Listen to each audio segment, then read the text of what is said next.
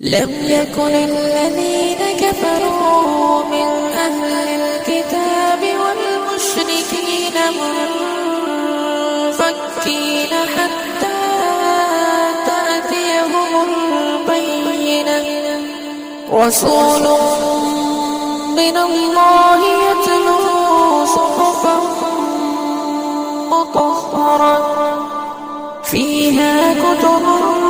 قيمة وما تفرق الذين أوتوا الكتاب إلا من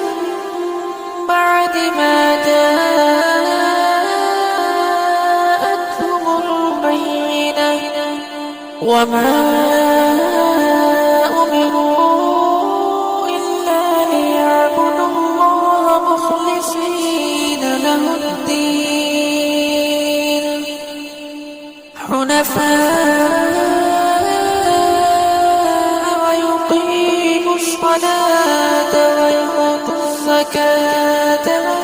وذلك دين القيمة إن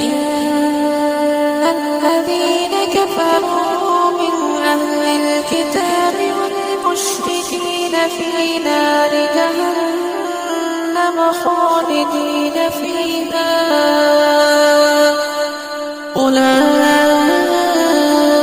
أولئك هم شر البرية إلا الذين آمنوا وعملوا الصالحات أولئك هم خير البرية جزاؤهم عند ربهم جنات عدن تجري من تحتها الأنهار خالدين فيها أبدا